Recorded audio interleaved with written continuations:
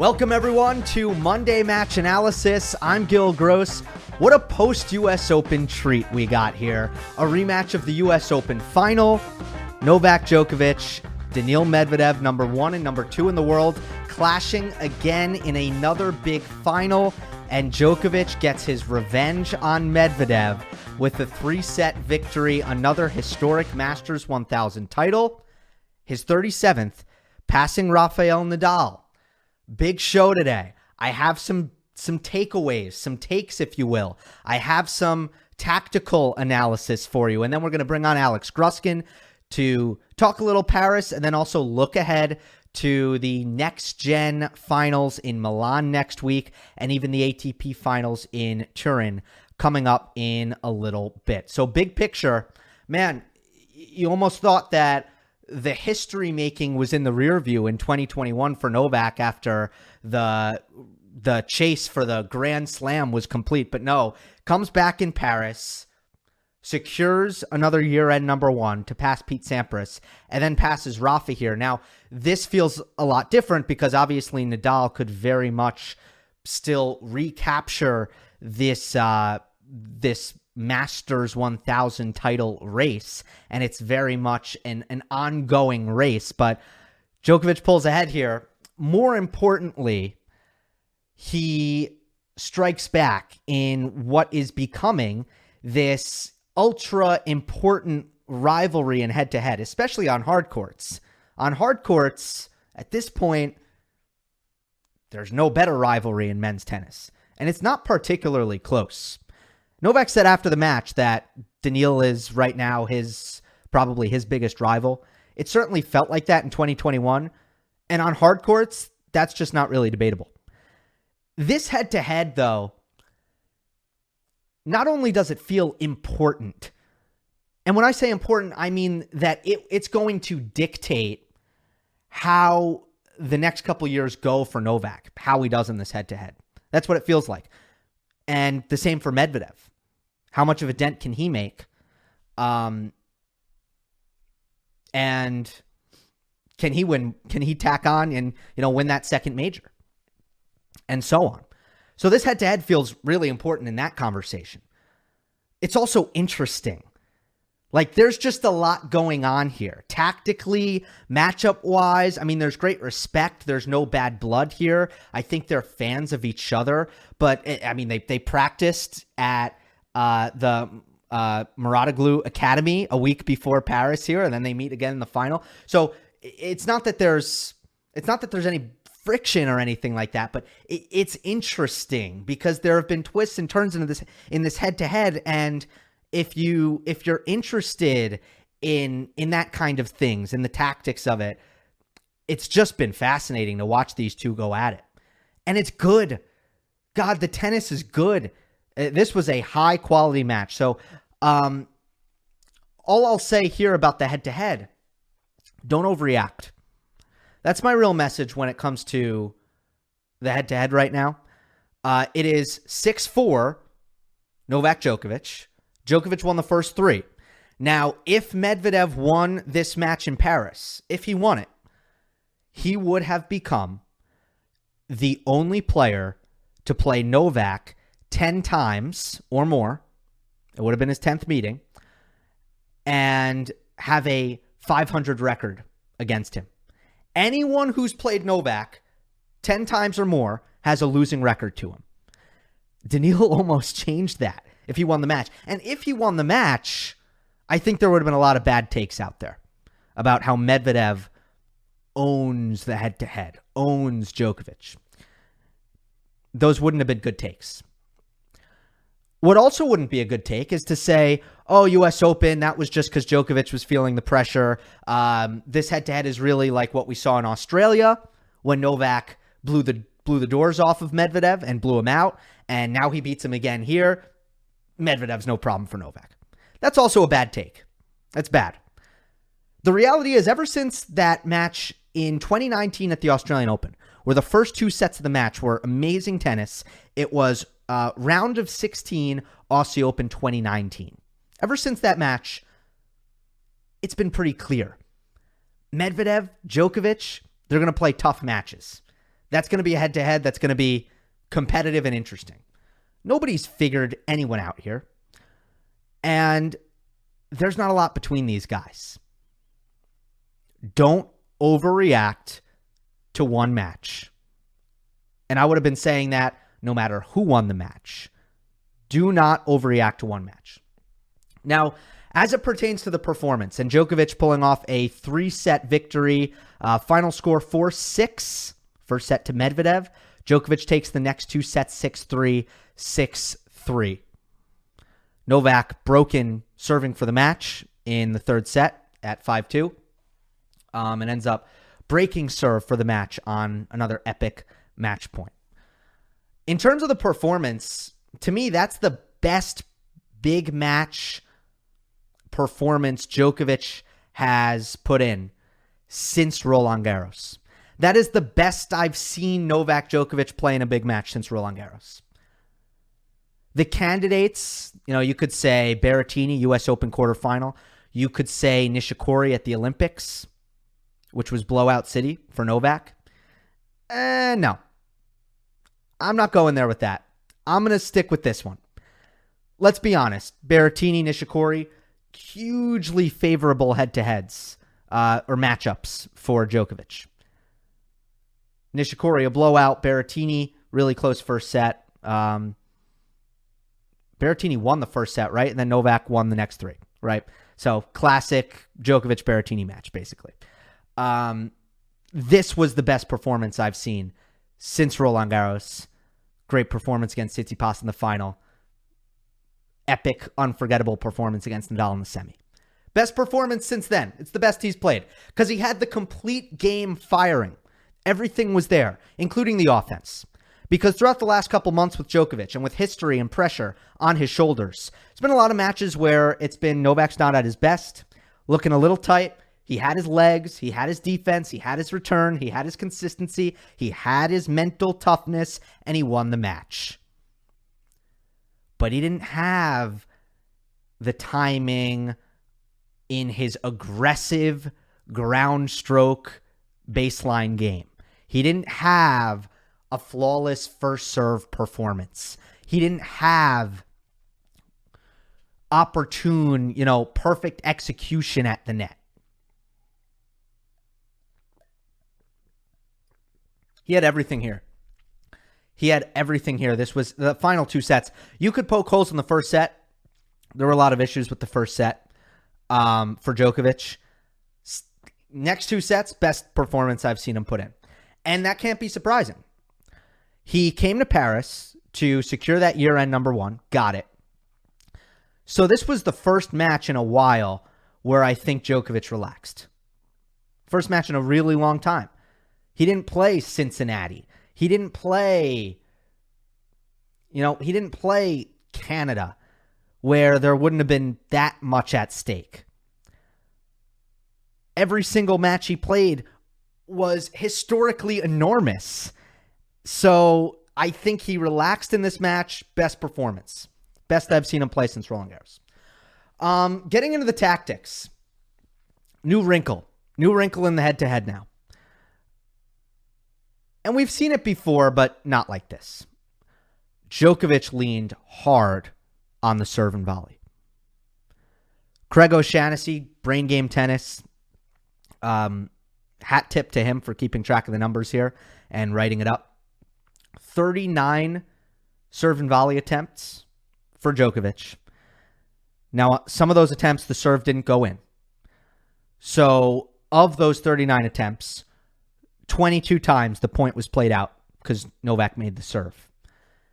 He won 19 of the 22 points, including 12 for 12 in the second set at the turning point of the match, by far the most important point of the match, because Medvedev faded in the third set. So it became a little bit easier for Djokovic in that third set, and it just, nothing was quite as important. The most important part of the match was the second set, when both players were playing at a super high level. Who was going to win that? And when Djokovic came through, Medvedev went away a little bit. But the serve and volley was the main factor that built Novak a massive advantage in the short points in this tennis match, which ultimately swung everything in his favor. Novak winning points 0 through 4 shots, 54-36. And let's take a deeper look at that. Let's isolate it by who's serving. When Djokovic was on serve, and what you're going to see here is that the reason Djokovic dominated short points is because he did more damage early on serve, with the serve and volley primarily. Djokovic, on his serve, won 55 total points to Medvedev's 32 in the short rallies. This is on Djokovic's serve. 19 winners, 19 forced errors. 18 winners, 19 forced errors.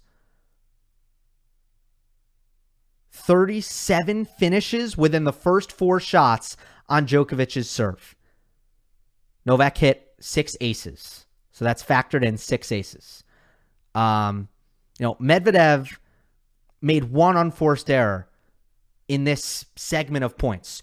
So that's 55 points won from Djokovic. Medvedev made 1 unforced error. That's damage. That is proactive damage being done by Novak Djokovic against Daniil Medvedev and his deep return position. 18 winners, 19 forced errors out of 55 points won. Now, Medvedev on serve. What do those numbers look like? Points 0 through 4 shots, Medvedev on serve. 12 winners and 8 forced errors.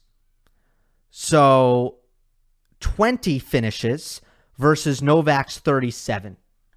20 versus 37. 0 through 4 shots. Who finished points? Novak did, because he had that serve and volley. Now, I think a lot of credit goes to execution here. Serve and volleying on Medvedev is not some sort of incredibly creative innovation here. Many have tried it. Nadal has used it successfully in this matchup, in particular on the ad side primarily. But the commitment to it from Novak was really impressive, and then the execution. The volleying was just on point. Volleying short in the court almost always on the first shot, and just making incredible volleys, and also hitting the spots on the first serve. So the execution was unbelievable, but it's the commitment to it that really stands out. The confidence in that. It's the first time I've ever seen Novak trust this tactic deeply, to deeply trust it enough to use it again and again and again, and to ride it to a victory, for that to be the reason to win a match. Now, we've seen Novak serve and volley before. Novak has served and volleyed when things aren't going his way and he's trying to change something up. We've seen that. We've seen Novak serve and volley when he's tired and he wants to run less. We've seen Novak serve and volley when he's frustrated and checked out. We've seen Novak serve and volley when he wants to mix in a changeup for variety to give the returner another look. We have never seen Novak serve and volley as a repeatable, regular tactic. I don't think he's ever come into a match like he did here and basically decide that he's going to use it on, I don't know, nearly a good third of his first serve points. Let me check this real quick. So he did it on once on a second serve, but 22. Let's see how many first serves Novak hit in this match. 57 first serves and 22 serve and volleys. So that's between a third and a half. So Novak's never used it that much. And it was really effective. Again, I credit a lot. Now, maybe I can dive a little bit deeper next time I preview this head-to-head in things Medvedev can do better. I'm not going to do that right now. What's important here is the Djokovic serve and volley becomes a major key for short point dominance. It is the new wrinkle that Novak put in this head-to-head here. And it was really, really fascinating to watch. Serve and volley isn't dead. Serve and volley is just used differently. That's it. Now, another thing that happened in this match, my second tactical point here of 3, an old pattern reemerged. The main technical advantage that I think Djokovic has over Medvedev, in many ways, they mirror each other technically and in terms of what their strengths are. But Djokovic has a better forehand than Medvedev. Very similar to the things I talked about in the semifinal with Hurkacz. Novak's forehand is the key advantage. And the slower the court surface, and Paris played very slow, the more likely this is to make a big difference. Novak can sustain aggression better. It comes more naturally to Novak to hit aggressive forehands, and he's less error prone. And that makes a difference when in the scenarios where Djokovic stayed back in terms of hitting +1 forehands, and that should be factored in to the damage, the 37 finishes that Novak had early in the first 4 shots of his service points. And it's also factored into the longer rallies and just, who has the weapon from neutral on a slow court. The slower the court, the more that's going to matter, because Medvedev redirects pace well. His ball is flat. If the court is really speedy, then Medvedev's depth, his precision, his redirections, they can be effective offense, high percentage offense. But on a slower court, you need that extra pace, that extra spin, and Novak is able to generate that much more comfortably than Medvedev. So here are the numbers on the forehand. Djokovic comes up with 16 finishes to 11 unforced errors. Medvedev, 9 finishes, 9 unforced errors. Djokovic gets a net positive out of that forehand. Medvedev gets a net even. That is the main technical edge that Novak has in watching the match. A lot of it was this, didn't have as much to do with Novak so much, his forehand being great. And by the way, I thought his shoulders were loose. He let loose on the forehand more than I've seen him. That arm was loose. The tightness that I'd almost grown accustomed to watching Novak play tight. Seriously. He was really getting after the ball and swinging through that forehand in a big way. So yes, Djokovic's forehand, I thought it was really firing the whole match. Sometimes missing, but that's okay. Aggressive the whole match. Medvedev, especially in the third set, when Novak really pulled away in the third set, Medvedev's forehand was absolutely hijacking his game. It was atrocious. And that can happen from time to time. Medvedev can let some forehands get away from him, especially when the ball doesn't have a lot of pace coming at him. And guess what? When Djokovic hits a stretch return, a neutralizing return off of one of Medvedev's booming first serves, what's Medvedev getting? A low pace ball in the middle of the court on his forehand. And Medvedev missed that a lot. So the forehand edge was very apparent here. And when they play on slow courts, I think it will be. Here's another adjustment that Djokovic made, third and final point tactically. Novak's patience went up. In this head-to-head traditionally, we started with these matches being very physical. And then starting at this year's Australian Open final, Djokovic did not want to engage Medvedev physically and started to eagerly search for ways to finish the points. So Australia, that was a very aggressive offensive match from Djokovic. And he made a lot of errors, especially in the first set, just trying to be ultra aggressive. That was the game plan there. And it didn't work in New York. Medvedev ended up just dominating the lengthy exchanges because Djokovic was desperate and error prone, and Medvedev was calm and patient and had the superior rally tolerance and was never the first to miss.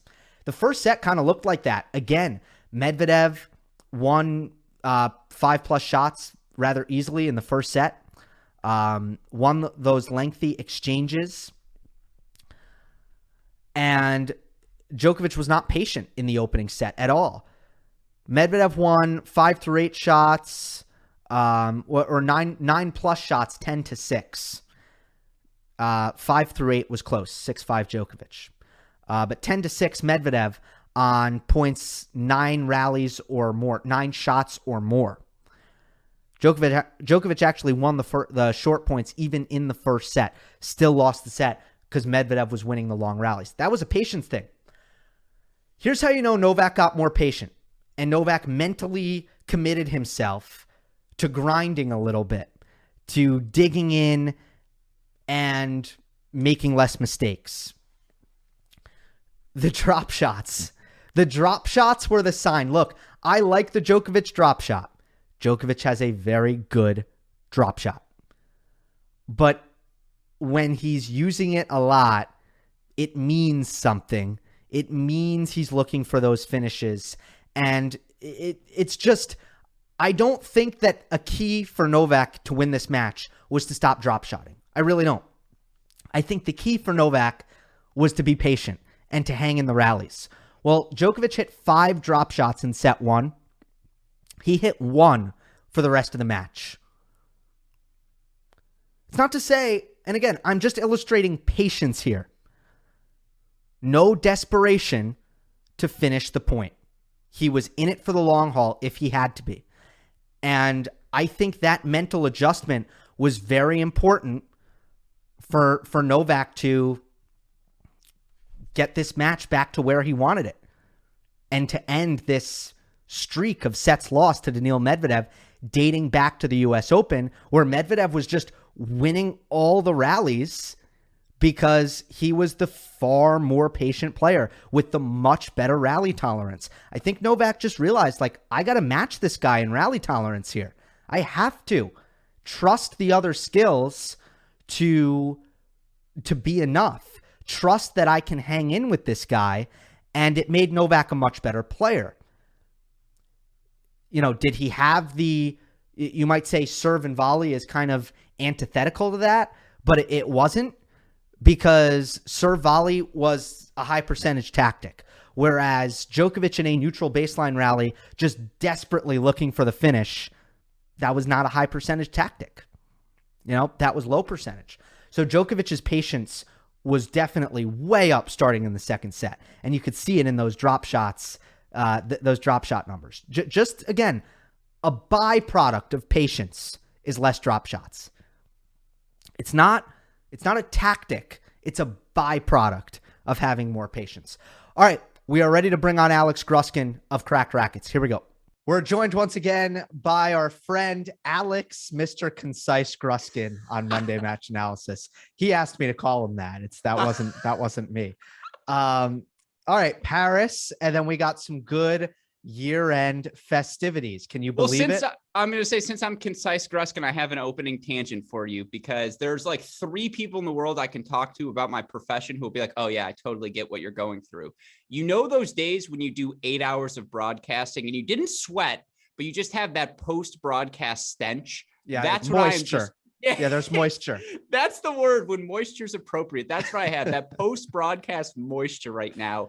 I'm fired up. I'm ready to go. I can't believe we've hit the year end. You look at all of the statistics. I've gone to the point where I click 2021 only instead of last 52. That's a big thing for me. That's like, you know, that's a step in a relationship with the stats of this year. Well, that's some tennis abstract talk. I'm team 2021. I'm not a last 52 guy, but that's just me. I don't judge though. All right, let's see if you fall into the trap. All right, Djokovic defeats Medvedev, 3 sets, Paris champion, revenge for the US Open loss. Like, what's your read on this head to head? Has it changed from this result? That's a great question to start things off. I would say if this was pro wrestling, they would have played for the US Open title as well. They would have made it a double title final. Wouldn't have that made it that much more exciting? The Parisian crowd certainly would have enjoyed it. Where am I at with this match? I fired out this tweet earlier. I stand by the take. I think this is the best rivalry we have right now in all of men's tennis. And yes, the single best match, given the stakes, given the weight of the moment, was probably Nadal Djokovic at the French Open this year's semifinal. Just the way Djokovic was able to win that match. That's probably the best tennis we saw from anyone in 2021. At the same time, there are just so many different quirks to this matchup. And the tweet of the day belongs to you, my friend, when you said it's, the final of a Paris Masters and it's a serve and volley deciding that final, that Djokovic turns to the serve and volley shows where this matchup is at. There's no more secrets. You're bringing out all of the trick plays. This is the, QB double reverse lateral pass we saw Purdue versus Michigan State.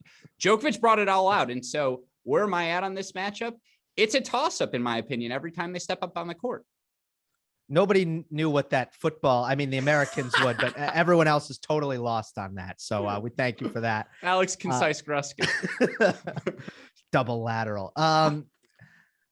So yeah, I'm with you. Like, I think that's the correct answer, is that like, this is a great rivalry, because if you go too far either direction, you're going to have a bad take on this set, right? If after the US Open, you were like Medvedev owns Djokovic, well, now you're wrong. And now if you're like Djokovic has Medvedev figured out, you're also going to be wrong, because so he goes 18 for 22 on serve and volley. And while I would never take away from how awesome that was, it's not like he's going to go out there the next time they play and automatically win at that kind of efficiency when he's serving volleys, right?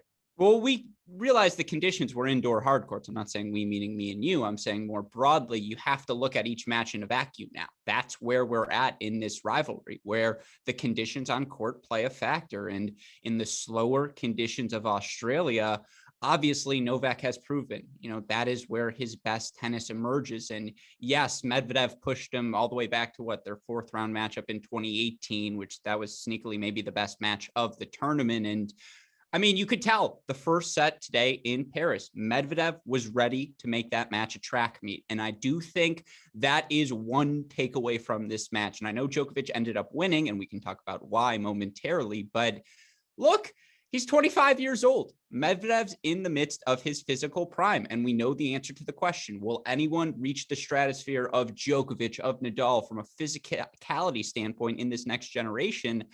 I think the answer to that question is yes, Gil. And I think Medvedev's proven it. I honestly think Zverev's proven it.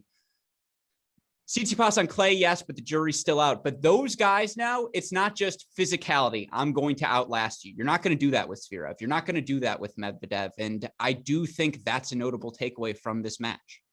Yeah, I would agree. And Djokovic continues to be up against it against Medvedev when those rallies really extend. Especially past 9+ shots. I believe he lost that battle overall. It didn't matter in the match because he dominated the short points. I thought this was a decent performance from Medvedev. I thought it was fine, but I think he ran into a Djokovic. Third set, he lost focus. Mm-hmm. He went away quite a bit in the third set. That happens with him. That's a part of Daniil Medvedev. Well, how fascinating was it when he got ticked off? I almost swore there. Sorry. When he got angry that he broke back 4-3-5. And yes, he got broken 6-3, but to your point, he lost his concentration. You're right. Like Medvedev blinked. That was it. It looked like we were going to stay on pace, on serve in that third set. And it was noticeable that he blinked. It was also noticeable. It was the forehand that broke down, Gil. And to see Djokovic turn into an aggressor, attacking that forehand with his depth on the return, and just that was the side he was approaching to. He would go slice down the line, slice cross court to the Medvedev backhand to open up the inside in. That was another, and again, pattern wrinkle when you're looking for the nuances. What did Djokovic do well? I thought he did that well. Yeah, you got to do that. And Medvedev's forehand, again, I think that's percentage tennis by Djokovic. There will probably be a point in the match where Medvedev's going to string together some forehand on 4 stars. Maybe not, but certainly not going to happen on his backhand. Yeah. Djokovic, best performance, as I throw a take at you and see how you react. Okay. Best performance in a big match from Novak since Roland Garros. Do you want some contenders here? Give me the list of contenders off the top of my head. I mean, what did he even play since Roland Garros? Was it just Wimbledon, Olympics, US Open, and this? Are those the 4 events? That's correct. Oh my gosh. Well, Brooksby is automatically number 1. Let's just be cleared, because to beat the GOAT, you have to be the GOAT. Brooksby was injured. I know. Sorry, I had to throw a take at your take. All right. Yeah. Give me the nominees. Berrettini, US Open quarterfinal. Okay. That was a stunning performance. Wimbledon final, and I was going to say, get out of here. Nope. And Nishikori, full disclosure, I didn't watch this match. Nishikori at the Olympics was another one I got. It was, I think it was 6-1, 6-1. Yeah. Draper set 2. Wimbledon first round. Are we sure? Like, that was a really good set of tennis from Novak. No, I'm trying to think. All right. The best level is the first set he played against Alex Zverev at the Olympic semifinal. He was lights out. And I know, again, that's one set and he loses that match, but that was, obviously I've got a Zverev take to throw at you later in this podcast, but that was a match to me where it just looked like, oh my God, he's going to do it because he's found that form once again. And that Zverev flip that match was so particularly notable. And that started, the downhill decline, not able to get over the hump there. And then just Zverev again, pushing him to the brink in New York. All of the matches where he was pushed to the brink in New York. I don't think anything at the US Open, except for maybe that Berrettini match is a good call, is in play. It was also notable. He was bad against Fucsovics, not just like sloppy, just he looked slow. He looked, uninvested in the event. So I'm going to say yes. Best performance for him, particularly sets 2 and 3 since the French Open. I think that's the correct take here. Again, other than Draper set 2. My God, I thought you were going to let it go at least. Well, I'm just like, if it's individual sets we're looking for. Yeah, but Draper, I understand that every match is important. It wasn't Draper. But okay, I'm just saying. No, because I was going to say. Does it have to be in a win? Does it have to be in a win? Yeah, it has to be in a win. It's not it's not a best performance if you don't win. Or is the flip side that Zverev was that good? And maybe that's the takeaway, is that Djokovic's best first 6 months of the year was better than everyone else's. No, the last 6 months, his best wasn't definitively better than Medvedev's, wasn't definitively better than Zverev's. It was in New York against Zverev. It was here in Paris against Medvedev. But what I'm trying to prove more broadly, and this gets back to the physicality point that's called round circle, Alex Concise Gruskin, is that those guys are on the level now. That's one of my takeaways from 2021. And I'm not ready to say that about Tsitsipas, but I am ready to say that about the other two. That physicality alone will not win Novak Djokovic these matches moving forward. At least it shouldn't. Now, Zverev breaks down mentally. That's not a physical breakdown in the 5th set or anything like that. I just don't think physicality is going to be it for him. And that's why the wrinkles today, so impressive. I don't even think Novak wants physicality to be his calling card anymore. I think he's past that. All right.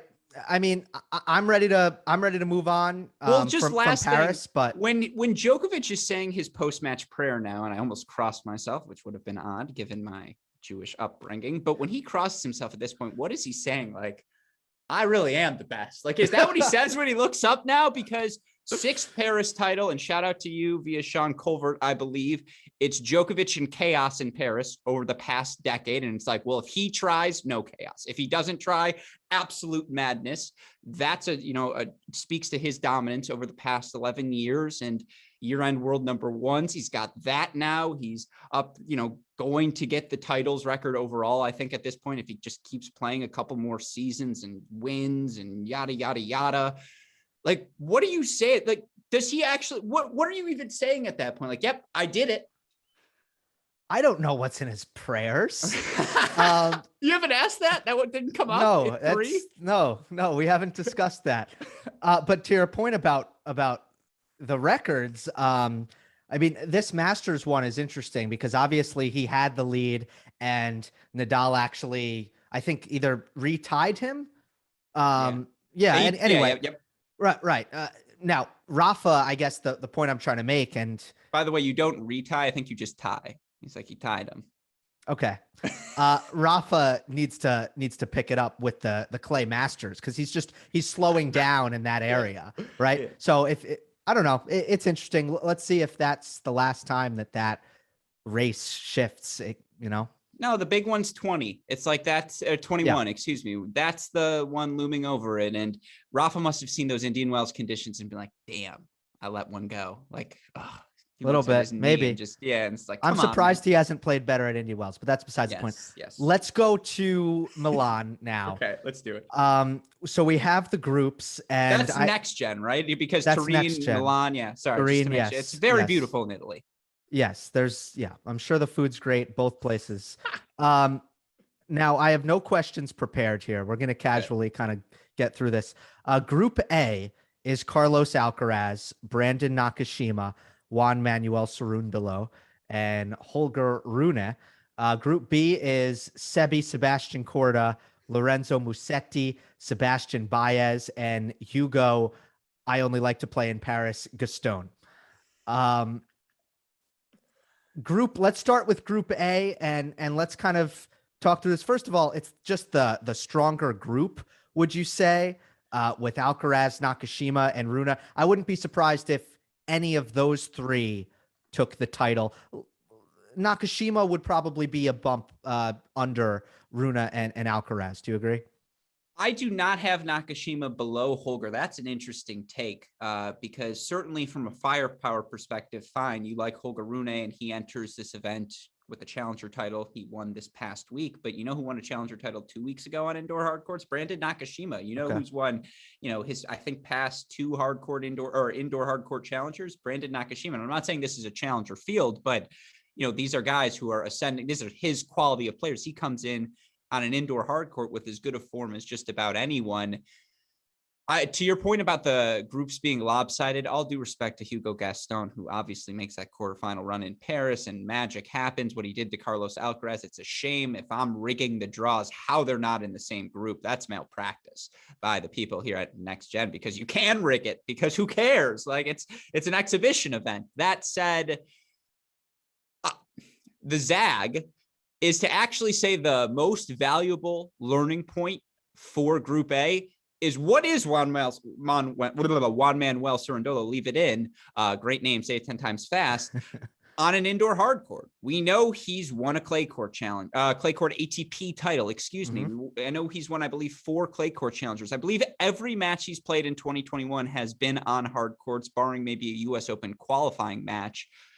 What is he on indoor hard courts? What does his game look like when he's, again, forced to be a little bit more aggressive? Because he's a guy who plays track meet tennis. It's, again, 7-8 feet behind the baseline. You think you can drop shot him. You can't, but you need to have weapons. And are his serve and his +1 forehand big enough to hang with the best of his contemporaries?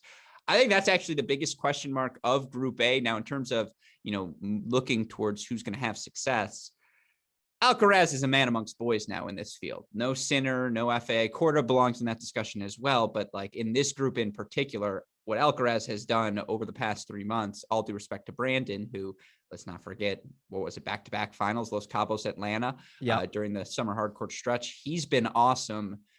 Alcaraz, can he extend his dominance? Because we've seen Sinner win this, Tsitsipas win this, all these guys win this and go on to success. That's the story. And then Cerundolo, what does he look like on a hard court? Yeah, I was gonna say the champions here have been shout out Hyun Chung. Right, exactly. So Chung had injury issues, or is having. I should make that present tense. But Tsitsipas, Sinner, this has not been. Well, I would say the favorites have won. It's the next gen jump. Hyun Chung, by the way, beat Djokovic at the next year's Australian Open. Stefanos Tsitsipas beat Federer at the next year's US Open. Jannik Sinner beat everyone this year and just, or in 2020 as well. It's legit. Like, you win this, you get some confidence. I'm the guy in my age group. There's still hype around Lorenzo Musetti. I did a video, Grusky, about who is going to be better, Alcaraz or Sinner, and there were people in the comments saying Musetti. which I'm not mad about it, but we need to talk about Musetti because he's really, really struggling as of late to win matches. What have you seen from him?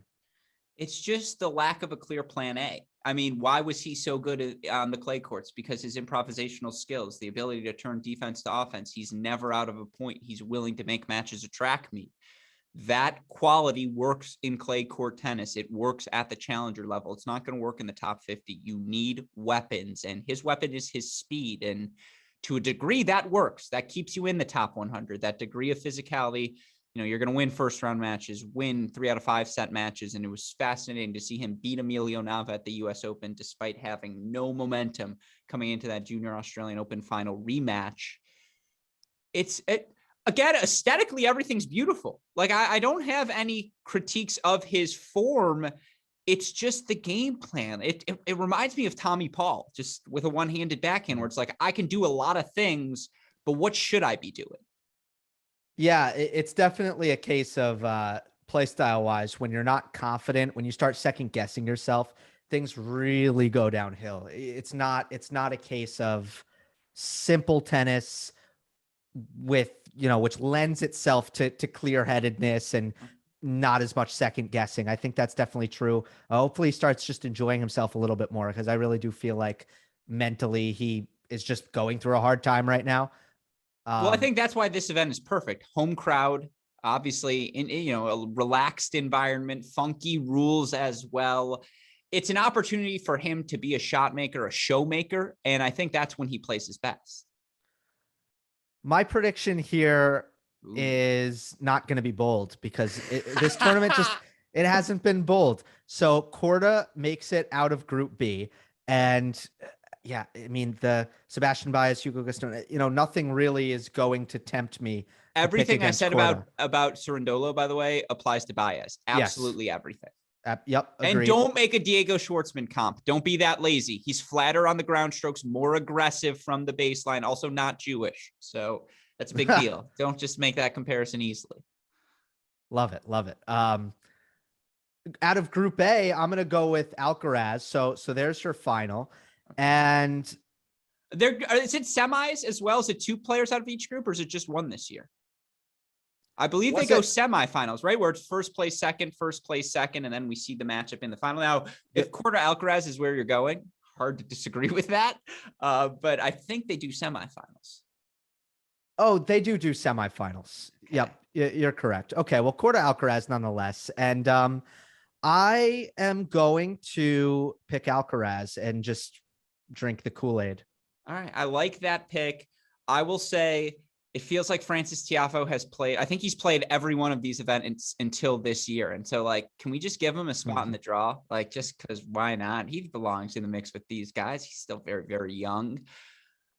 Last tangent, Alex Concise Gruskin. Brooksby, Korda, Nakashima. And honestly, I mean, do we want to do 12 seconds on Kozlov and Wolf? No, we'll save that for my pod. Of course, Cracked Rackets, Mini Break Podcast, Great Shot Podcast. You all see the logos. But Korda, Brooksby, Nakashima, where are you at? Because Korda, we had forgotten that late push in Paris certainly was a reminder of how good he can look. Yeah, and I still think Korda is the safest bet to be a top 10 player there. And I'm a big believer in what Brooksby does. And as I've told you, my biggest concern there is durability and staying healthy. And we've already seen that been, something that he battles. And then Nakashima, I really do think that there needs to be leaps made on certain areas technically. The forehand being one of those things, and then the serve just beefing it up. I agree with you on the serve there. I will notice in terms of him as a developer, he's gotten a lot better as a volleyer in his first 18, he's good. Months. Yeah, he's a good volleyer now, right? Yep. And so that development's encouraging. The amount of times I get texted from Baylor men's tennis head coach Michael Woodson because I gave a take I think it was with you on a podcast where I was like, yeah, I probably go Korda, Brooksby, Nakashima. And every time there's a Jensen win. And it's not like I don't drive the Jensen bandwagon, but it's like, he's like, so what about now? What about now? What about now? And I think I finally succumbed to the pressure. And it's like, you know what? Brooksby now. And I think I have to own that take moving forward. But man, when you watch Sebastian Korda again, I apologize for reusing this, it's Thomas Berdych with Shakira's hips. You're just like, oh, he's fluid. And you watch the backhand and you're like, oh, it's that easy. And for those reasons, I'll take Korda to win this event over Alcaraz, as you mentioned. But Holger Rune is going to be the other guy. You're right, over Nakashima to advance out of Group A.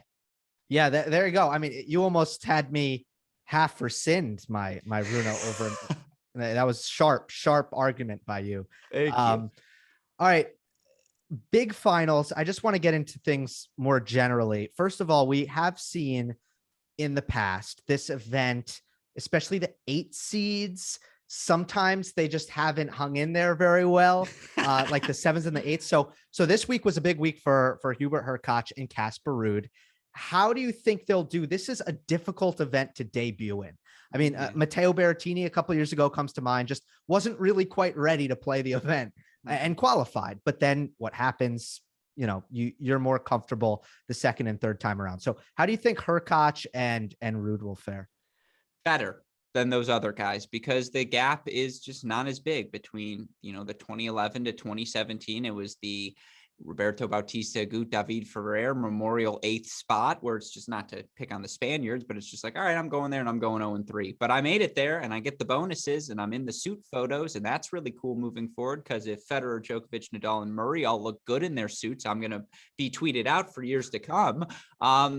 I don't think it's that anymore. I do think there's a gap, particularly on hard courts, between Djokovic, Medvedev, and Zverev and everyone else. But my question to you, and I'm sure this is something you get into on 3, a tennis show, but does Djokovic play at this point? He's clinched year number 1. There's nothing for him to do at that event other than to get repetitions under his belt. And, he talked about the letdown post US Open, and to be back here, what a confidence boost it was.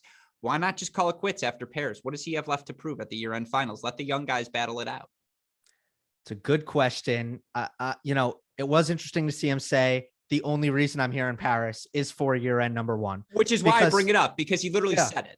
Right. And it's almost like you want to say, well, it's a Masters 1000. Aren't you here for the Masters 1000? Aren't you here to play one of the tournaments that you play? But you're right. It's just not that simple anymore. I do have a feeling he'll play. He's clearly in shape, having just won the title. And I think that's enough, right? It's in a new location. It's probably intriguing for him. Let's see what Turin is about. And that's a good call. He has not won it in a couple years now. And I know it's been historically a good event. And sorry, I don't have that on me. Maybe 2017 maybe 2015, because 16's Murray, 17 Zverev, 18. Because Tsitsipas is 19. Medvedev's 20, Tsitsipas 19, Zverev 18, Dimitrov 17, Murray 16, Djokovic Correct. 15. You got it. Oh, he's still got it. So Djokovic 15. Let's crap. I have another question. Like, I would love to send you off on that. Like, you just drained that half court shot. I would love to be like, you can leave the gym now. But how surprised would you be if Medvedev, Djokovic, or Zverev didn't win it? I'd be pretty surprised. Yes, absolutely. And I'm so upset, because the zag that would have been so easy to give is that Zverev Medvedev is the best rivalry in men's tennis right now, the physicality they can bring. And here's to hoping we get the two of them at their best form in some sort of matchup at the ATP Tour Finals. Tsitsipas's health is a question mark. Rublev's just struggling to find wins at this point. I could see him beating up on a Hubie Hurkacz and just going after it and really trying to, build a confidence boosting win. At the same time, the zag, Hubie ends up in the semifinals. Just him on indoor hard courts. He's a primetime player. His ability to take that ball early on the rise. I think he's the guy who has sneaky amounts of success in this event.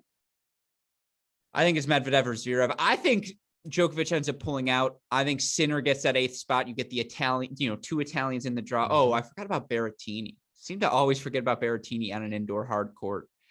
Yeah, let me just say, I don't think he's right. Yeah, right. Something's a little off. He's a little off. Yeah. Well, he did, he had a thigh injury, and I just, after Wimbledon, I just don't really think he's looked quite right. What's a thigh injury feel like? What exactly is it? The thigh? Is it the no? quad? He's being vague, like Tsitsipas with the arm until he wasn't. Which is it's fine. It's fine though. I'm not throwing shade, but I do find it sometimes ridiculous the shieldedness that players will sometimes approach the injuries with. Here's my last stat for you on that note. Why I think it's such a shock. Djokovic, Zverev, Medvedev win. You guys, if you've listened to these episodes we've done before, top 15, 20, 25 clubs, hold percentage, break percentage leaders, according to our friends at Tennis Abstract. They also have a bunch of other leaderboards, top 5 win percentage against the top 50, against the top 20, top 5 win percentage against players ranked 21 or higher, top 5 win percentage against players ranked 50 or higher. In all of those categories, there are 3 names who are in the top 5 in each and every one of those lists: Djokovic, Medvedev, Zverev. The tiers are being made. it's clear cut right now. And for Tsitsipas, he is in an in-between tier. He's a little bit above Ruud, a little bit above Sinner, all those other guys. But those three have been the class of the field this year. And it would shock me if one of them doesn't end up as year-end champion. Part of it is where we're at right now in this season, with Tsitsipas having health concerns, Rublev having a half confidence crisis, Berrettini, as we just mentioned, not looking quite right. Hurkacz, I agree with you, is the best dark horse with especially the serve that he brings on an indoor hard court. And then Ruud, I think he belongs there, and I'm really happy he made it. And he's the big tour version of your Sebastian Baez or your JM Cerundolo, right? Sure. Where it's like, how are you going to hang elite guys indoor hard court? Let's see what you got. I'm really looking forward to that. I think we're calling him JM Cerundolo. What is he? WEB Dubois? Like Juan Manuel? He goes by the letters now? I thought that people did that. I've heard so many. I've heard Wampa. I've heard Wampi. I've heard, again, there's so many different moves too. I'm down with, I like WM Cerundolo. I'm in. All right. JM, excuse me. Pleasure as always. Yeah, always sorry, I cut you off on your last point. I didn't mean to. No, that was. Did I have more? You always. I did from a narrative perspective, and I know because we were talking here about this. It sucks that Sinner's not there. I love Hubie Hurkacz, his agent Carter Lynn, near and dear friend of mine from our time at the University of Michigan. But yeah, name drop. But how great would it have been if Sinner was that last name? I'm with you, but he'll get there. Yeah, it's true. It's true. So that's why I was not broken up about it, because he'll be there. Yeah, all right, I'll take it. All right, very concise today. I like it. What do we clock in at? 35? Something like that. Yeah, nice. Appreciate it as always. Thank you for having me, and obviously I will have you back on our mini break podcast sometime soon. Sounds good. Thanks.